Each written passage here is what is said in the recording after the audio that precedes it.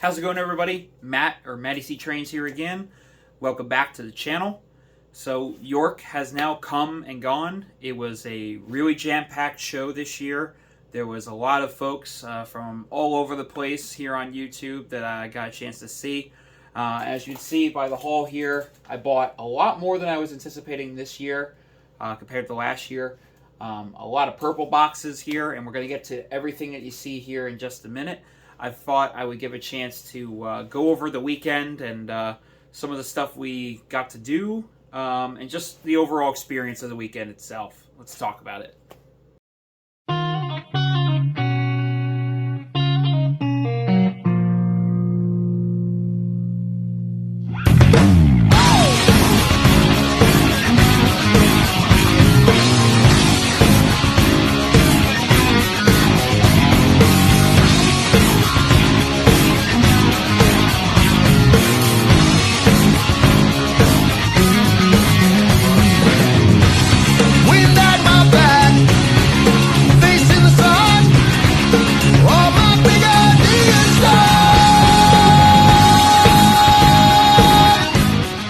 So, the 2022 York Fall TCA meet has come and gone, and it didn't disappoint. Clearly, it didn't here by some of the stuff I picked up that we're going to get to in a minute. But it was just a really fun time this weekend. I got to see so many folks over the course of the 3 days we were out there. Just an absolute blast. I'm going to post here in just a minute some of the footage I got while I was over at my good buddy Chris over at Chris's Trains and Things. He was generous enough once again to host me and some other content creators at his home layout, which is a gorgeous setup. He has done some really nice additions to his layout since I last visited. As you guys know, he did his new town scene area, and as well as doing a revamp of his front section of his layout. Just really cool stuff, and some really cool engines that he picked up at the show and others picked up at the show that I will definitely be sharing with you guys in just a couple minutes here, a little later in the video. I also got to see Strasburg Railroad. I mean, that's kind of do we have to sit here and explain, you know, that fandom with me? No, I paid a quick visit there, and that was always fun to go see some of the engines there. 611 was there, not running, but you know, it's cool to see regardless. And it was just fun to go out and hang out with a whole bunch of my friends here in the community. Got to see Johnny or Optimus here on YouTube, West Chicago Model Railroad, both from the Mad and Matt O-Scale podcast, who had a booth at York this year, which was pretty cool, giving out pins and stickers and just promoting the awesome show that they have put together over the past year and a half, 2 years now. It's phenomenal what those guys have been doing. It's great that the presence in the TCA community and just the model railroading hobby has expanded to folks just knowing the logo now, and that's really awesome. It was also great to see my good friend Chris, or Chris RBP, seeing his custom bridge that was done just in time for the York show, and everybody got a chance to see it. Fantastic. Really cool to see that. And it was also cool to go attend his social media mixer that himself, Jason Zogage Trains, and Norm Charbonneau and Eric Siegel put together this year. It was actually really interesting, and it was cool seeing a live Q&A amongst some of the hobby's best, in my opinion. Getting a chance to see those guys answer all the questions of these fans far and wide to turn out to it was awesome. It was really cool just to go around the show and see some friends who I haven't got a chance to see in person otherwise up until this point, such as my good friend Eric Trainman here on YouTube and Instagram as well. Eric, it was great finally getting a chance to chat with you and have a couple laughs and just enjoy the hobby with everybody that was there, all of our other friends. I got to see Nick's Crossing here on YouTube. I got to see Dave Griffin Hobbies. It was great to meet you, Dave. It was also great to meet Sean's Train Depot, who is here on YouTube as well. Big fan of his channel. He makes great content. Just a fun time all around. This show was really cool as far as the social media side this go around, and I think that's great for going forward. I think that's something that the show has been needing, and it's just so great to see so many content creator faces out there. It was also cool to see some folks who've never been to the show before, such as my good friend Bill B over at the Ozark, Midland, and Southern Railway.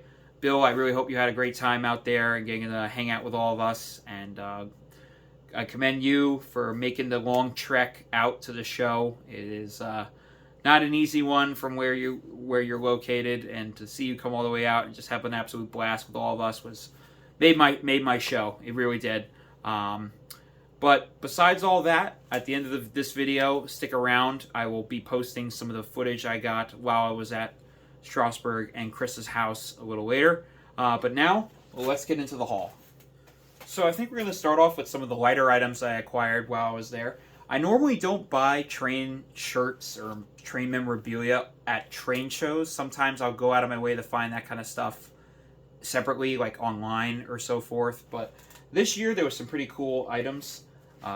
Trains was having a really cool custom shirt that they were giving out just for the show. They had here their cool new design here with the Dreyfus Hudson on the back. This is a really nice quality shirt actually that they were giving out. They were giving these only out on Thursday and Friday, so I found that to be a pretty nice little thing to give out there. They always are great. I bought a couple engines from them over the last year, and could never disappoint. Scott and the crew know what they're doing over there, and always great folks to talk to. I also picked this up, which I was really excited about. I'm a big C&J fan, if you guys haven't seen. So getting anything C&J to wear while I'm out and about or at train shows and stuff like that, it's always fun. So this is a really nice piece. This is in the green and yellow scheme. So there was that. And also while I was there, I decided to pick up some more JT's Mega Steam. So JD's Mega Steam, as you guys know, they make heaps and heaps of scents for all your engines. This year I decided to go up and pick up some new scents I've been wanting to try. This is recommended by my friend Johnny. I got their root beer scent, and I also got their grape scent. These scents are awesome. They smell really good. The root beer smells like a root beer in a can. Can't go wrong with that. Something different and exciting. They also had a whole bunch of really cool demo scents that they were giving out. Not too many of them. I didn't bring those home with me, but it was really cool to see some of the other products they have. But the other products I got, now this was a minor one, just a big refill of the Nada scent. Basically their no scent anything, just a standard smoke fluid smell. Just have a huge bottle of this. This will last you a while. This is definitely worth the money.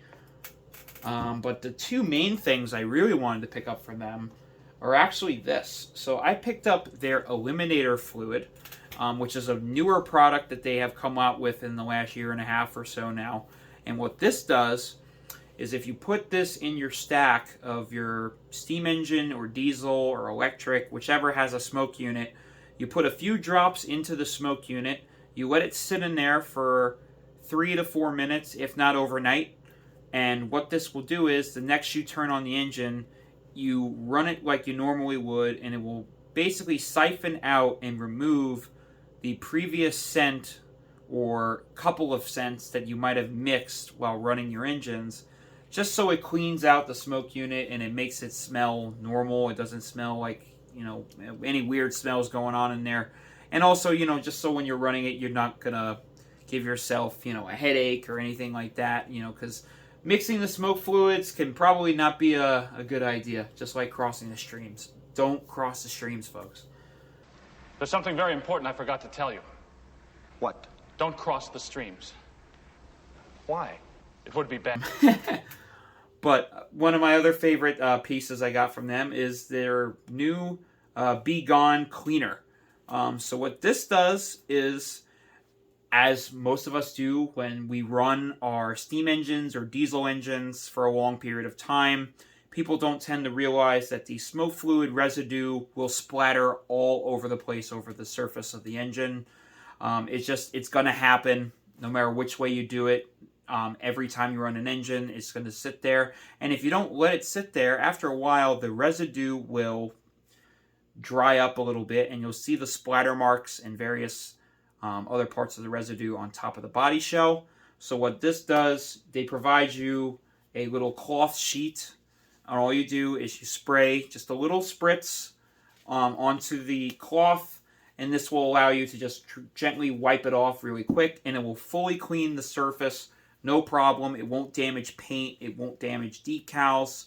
It's a great product that I've been wanting to try for a good while, and I'm very happy to pick that up.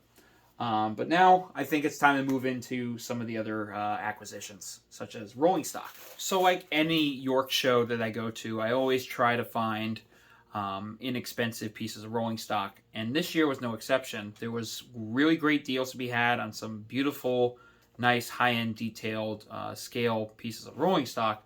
And this year I found something pretty exciting. I found a whole bunch of nice pieces this year, but this one is actually kind of a noteworthy car to talk about, because this is a car I picked up that's from the Atlas O Trainman line. Now, some people might not know what Trainman line is. For those who don't, basically, as you can see, this is a Pennsylvania Railroad gondola car, but this is still a full high-end or semi-high-end full-scale car. So Atlas designed the Trainman line to basically be a full budget-friendly scale line of products with slightly less detail. So you'll see on the underside of this car, you can see a full heap of detail that you expect on a Master Line or Steam Era Classics blue box car. However, with this one, you can see there are some instances where some things are molded in and stuff like that. You know, there's maybe slightly less detail going on. But honestly, if you find these are steals. You can find some really nice Trainman cars that look, you would swear are no different than the Master Line. So if you ever have a chance to find these, usually sellers like to sell these even cheaper than the traditional Steam Era Classics or just blue box Atlas cars. So if you ever find these, pick these up.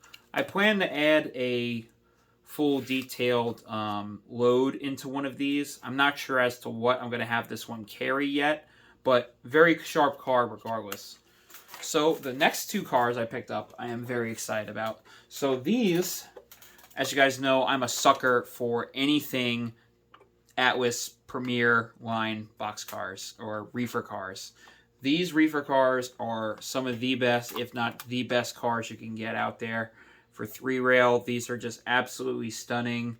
And I always try to find ones that are a little more obscure or provide a lot more color than just a all brown or a yellow with some red lettering and stuff like that. Not that there's nothing wrong with that. It's just these cars back in the day when these were issued, you know, you would have seen these in the late 20s or early 20s. And there would just be some of these prototype pictures you see out there that are super obscure advertisements all over the place. And that's what these two are. So this one here is a 40-foot version of the car, which I have dozens of these, and I always try to add more to my train. But this is a College Inn tomato juice cocktail car, and I've been looking for this scheme for a while. I don't know what it is, but this specific paint scheme always just pops to me. It's a creamish yellow with green accents. This is just a really pretty car, and it just really shows off that really nice wood paneling planking that they put on this. This is always a crowd pleaser to me. These are just so eye-catching. The detail is phenomenal on them. The roof hatches, the brake wheels, the under chassis of these is actually kind of bare bones, but the rest of the car is always worth it and never disappoints. And then we have another example here, which I think is really cool. This is a 36-foot version, which has, I think, actually more detail than the 40-foots. But this is another one I was looking for quite a while. This is a Craze ham and bacon car. It's really, just that side just really pops at you. It really is an eye-catching piece. And these cars are just great. I can never have enough of them. I always try to go trying to collect as much of these as I possibly can. And the last car I picked up is from my good friend Burnsy's Trains here on YouTube and Instagram. He gave me this little guy, and this is actually kind of a teaser for something that's going to be that I'll be showcasing you guys in just a minute. But this is a really nice modern short tanker car here. And these I always like. I think this is one of my favorite tanker car toolings. This is just so compact, but I love it because it's jam-packed with lots of awesome detail on there. This is an MTH Premier car. Can't go wrong with it. Just lots of the markings on here are really sharp. MTH, as you expect. But now let's get on into, I think, what a lot of people always like to tune into for these videos, and that is what engines did I buy? Okay, now that we have the small stuff out of the way, we can finally get into the big ticket items I got from this year's show. And honestly, these are very unexpected engines that I wasn't prepared to buy, or even find for that matter. First of all, let's get the elephant out of the room. Matt, why are you buying a modern locomotive? If everybody knows me, I mostly buy steam era or transition era pieces. I'm not really known for being the modern scale guy. That would belong to my friend Jason over JD Stucks. However, I always had in the back of my mind I wanted to get into it to some degree. And this one is no exception. So I am always on the hunt for anything Long Island or Long Island Railroad related, and this falls into that category. So what we have here is a MTH Premier New York and Atlantic Railway GP38-2. This is a Proto Sound 3 locomotive. And I bought this mostly because it's local to me. The New York and Atlantic Railway is a railway that services Long Island for all of its freight purposes. Most notably, this railway would do a lot of garbage trains here. So MTH recently released, if you guys are familiar with them, they came out with these garbage container cars a little earlier this year, and the New York and Atlantic actually pulls quite a lot of those trains. And it's just very nice to finally have an engine like this in my collection. And these engines actually don't come up for sale too often. They're sort of hard to find, specifically this paint scheme. About 3 or 4 years ago, MTH did a GP38-2 in a New York and Atlantic paint scheme, but it was an all-green version, where this is probably the most common prototypical scheme that you would see this locomotive in. And this particular engine's paint scheme hasn't been for sale in quite a number of years. The MP15s, that I'm sure everybody's familiar with, that has been rerun numerous times. And just recently, if you guys remember, I picked up, when I first went out to see my friend Jason over in Detroit and made my first visit to Stockyard Express, I picked up a New York and Atlantic bay window caboose. And I was thrilled to have that by itself, because those cars don't come up often. But Nassau Hobby here on Long Island recently did a rerun of that caboose. It's great. If you can find one, pick them up if you're into this kind of railroad. So I always been on the hunt for one. So I got to take credit. I got to give credit where credit is due. My friend RJ over at RJ's Trains, he actually found the non-powered version of this same locomotive from the same vendor at York Show in the Orange Hall. However, this is the powered one, so I'm very happy he left that sitting there for me to come grab it. And I'm thrilled. So this is a new rabbit hole I am diving into, getting into semi-modern modeling in 3-rail. This is a very cool one. I can't wait to show the case to you this, and maybe even do some small running sessions of this with maybe some M7 passenger services that everybody knows. But nonetheless, super cool piece, unexpected piece. Very happy to have it. Let's move into something probably a lot of you have never seen before. So just by looking at it, you can kind of see when I said that this is something you probably haven't seen, I'm probably right, because this is a very strange engine that MTH released that I have been on the hunt for literally years. And every time they pop up, they're always a little too much that I'm willing to pay for an engine like this. But at the same time, I understand why these sell for what they do. They are very unique. They're very strange. So what we have here is a MTH Premier Protosound 2 GE Alco IR box cab. So this little guy, as you can see, I'm bringing it in as close as I can because it is a very small model. Probably one of the smallest engines MTH has ever made for Premier line related stuff. But you can just see, looking at this thing, this is just such a strange but oddly satisfying little engine. And it is jam-packed with detail. So this is a model of probably the first true prototype of any kind of diesel power for a railroad.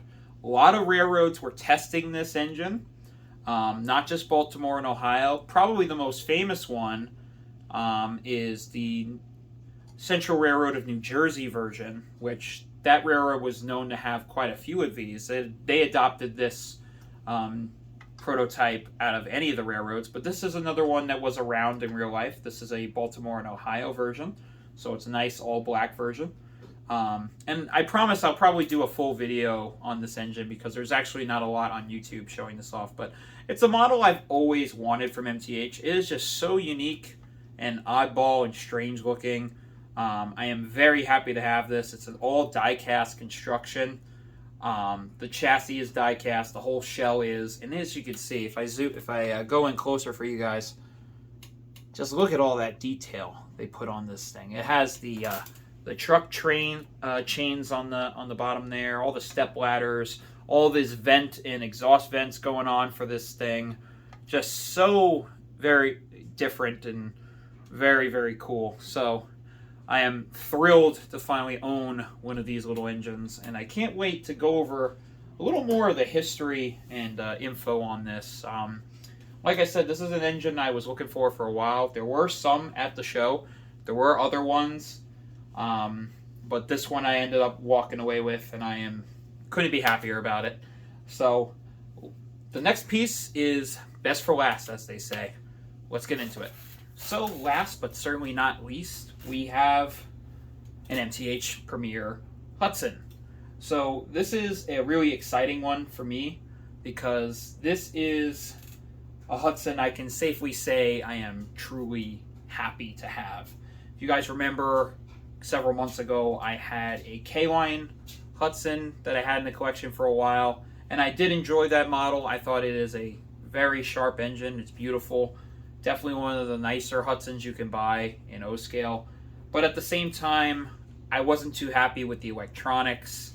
I really was looking for an engine that is going to last me much longer, and I'll get a lot more quote-unquote play value, so to speak. And I think this is an engine I am safe to say I'm very happy with. So what we have here is a MTH Premier New York Central lines. This is a earlier Hudson, actually, which makes me more excited to have it. So this is a J1E Hudson, but what's cool about this is a earlier Hudson. So this is during the time where New York Central would have New York Central lines on the tender, not New York Central on the entirety of the tender.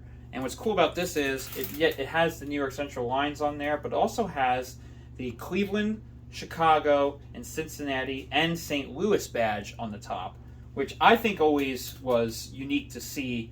And this type of Hudson in general, you really don't see all that often getting modeled as far as the tender on there. The graphics on there just look really sharp. And it's a typical MTH model, so this is a super detailed engine. As you can see, you got the rear markers on the back, the really nice real co-load on there, all the markings that you would expect, all the separately applied handrails and detail and so forth. The truck chains on there look awesome. I also just really like the overall appearance of this particular Hudson. So this has the graphite front smoke box area, which I think looks great because that separates it from being an all-black steam engine. And nothing wrong with the traditional Hudson look, but like last year when I bought that 466T, I just thought that this overall appearance just makes the engine really pop and stands out more. And you could see a lot more of the separately applied handrails and detail and so forth on there. It has everything you would expect. The profile on this thing is amazing. The detail MTH put onto this Hudson is great. It has the bell coil that goes all the way back. Has the whistle coil that goes all the way back. Just jam-packed. It has the cab curtains on there. The gauges that are painted inside of it, just really sharp. It has the deck plate. Now, what's interesting about this one is this is a transition era PS3 model. So it has the wireless drawbar, as you see. Although, like if you guys are familiar with the channel or you're new to my channel, you guys would know, or maybe you don't know, that I have a MTH Premier LMS Duchess European steam engine. And that engine also was a transition era PS3 model where it would have this wireless drawbar, but it would have this ground bar on the bottom half of it. So just to give these solid connections. So that's something I'll probably work on off camera here. Also, you can see it has this really long drawbar on the back there, but that's an easy fix. You can see it also has the really nice deck plate on there, which is really sharp. I always appreciate that little small details MTH does, but overall this is a gorgeous engine. I can't wait to get it up on the tracks for you guys to see towards the end of this video, to see it in action. It's always a classic to have one of these. Certainly, hopefully the only Hudson I ever owned, but we all know that's not going to happen. But anyway, let's wrap up the video here and summarize how great of a weekend this was, and I'll leave you guys with some final thoughts. So overall, I think York 2022 was definitely a success, and one I'll remember for quite a long time. It's always fun to go and see and purchase engines you've always been interested in or looking for. You know, the thrill of the hunt is very much no exaggeration, and York is always the mecca for that kind of thing. But for me, I think every year is always just to go out, see you guys, and see all my fellow content creators and friends in the hobby that I just never get tired of getting to hang out with and share a bunch of laughs and have a great weekend overall and just hanging out. To me, like I always say to people, the people in this hobby make this hobby. I cannot thank all my friends enough for making this truly the best experience in the world, and getting a chance just to go out there and have a great weekend, and getting engines like this. Some of these engines here, like I stated in the as I was showing them, were definitely engines I wasn't expecting to own, but here they are. It's always great. York never disappoints, and I'll certainly be back, hopefully in the coming year ahead. But that being said, I'm going to wrap this video up now with you guys getting a chance to see some of the footage I captured while at my buddy Chris's Trains and Things layout. Chris, once again, thank you so much for having me, and a bunch of the other guys who came down over the 2 nights during the show. It's always a pleasure to see your way out and see the progress. It's just a blast to run on your way out and have a great time. Also, stick around. You'll get to see all of these engines running towards the end of the video. And you also get a little bit of some Strasburg Railroad footage.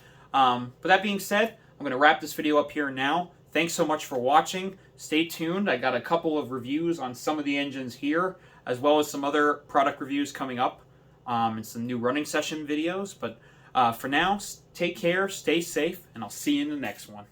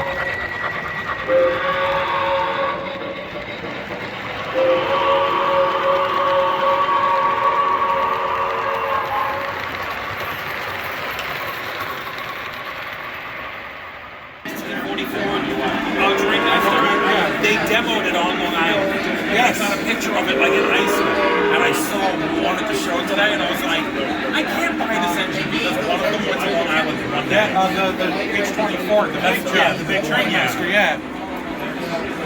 I have both of I have 2 of the MTH ones. I have the first 2 that MTH did with Proto 3. I don't remember if those were often custom or what. I think they were. I don't remember, but it's days ago. I saw the one. It was supposed to be a gift for my uncle. My dad probably mine. I'll let it run. Okay. So it took me a while to find one. I had it sold on eBay for $200 something bucks. Okay. Yeah. And all I got nothing good. I see that they're doing another, I'm like, I thought about it, I go, do I really want to? I gotta get under the table with the things I can find.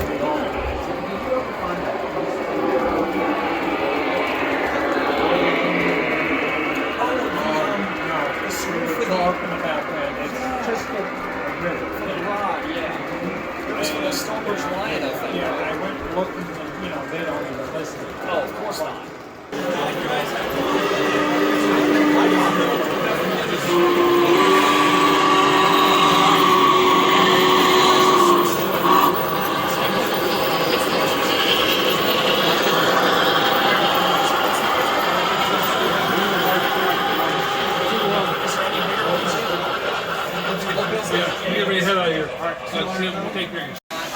I'll mess with the volume. Yeah. That's my only thing that I have to do. And I'm changing the whistle around too.